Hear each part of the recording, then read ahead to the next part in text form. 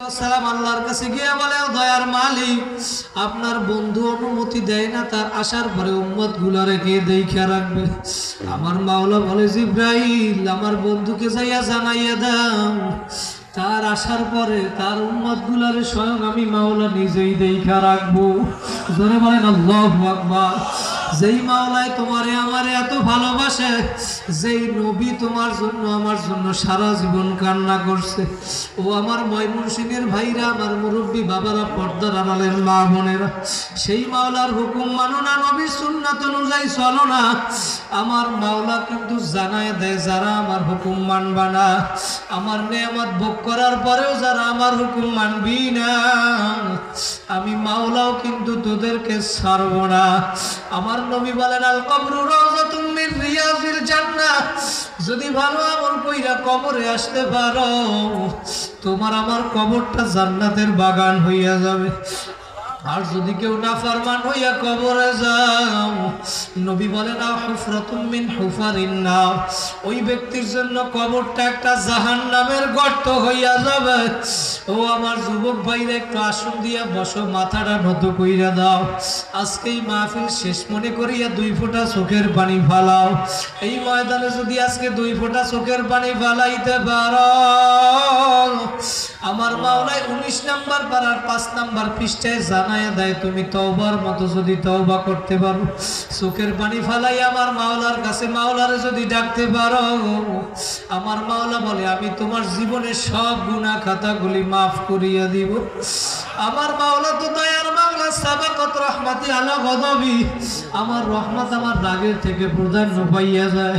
আল্লাহ বলে, আমি তোমাদের গুনাহ খাতাগুলি মাফ করব, শুধু তাই নয়, আমি তোমাদের গুনাহগুলারে সব নেকের দ্বারা পরিবর্তন করিয়া দিব। জোরে বলেন সুবহানাল্লাহ। ভাইরা, আমি পায়ে হাত দিয়ে বলিয়া গেলাম, গুনার কাজ ছাড়ো, নেকের আমল ধরো, আমার মাওলারে নিয়ে কবরে যাও, আমার মাওলারে নিয়ে কবরে যাও।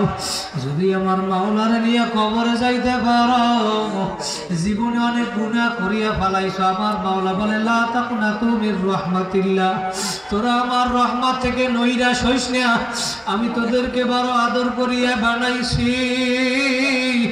আমি মাওলার ছেলেও নাই, মেয়েও নাই, লাম ইয়ালিদ ওয়া লাম ইউলাদ, আমি কাউকে জন্ম দেই নাই, কারোর থেকে আমি জন্ম নেইও না।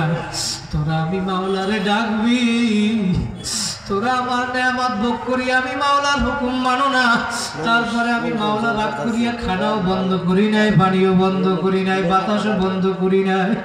আমি মাওলা তোদেরকে ডাকি, বান্দা বান্দি আয় আয় আয়।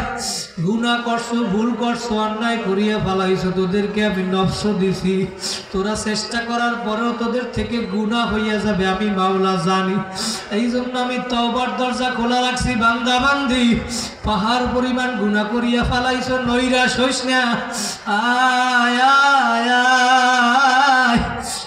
2 ফোঁটা চোখের পানি ফালাই আমাকে ডাকার মতো যদি ডাকতে পারো, ও ভাইরা, যদি কান্না না আসে, একটু কান্নার বাহানা করো।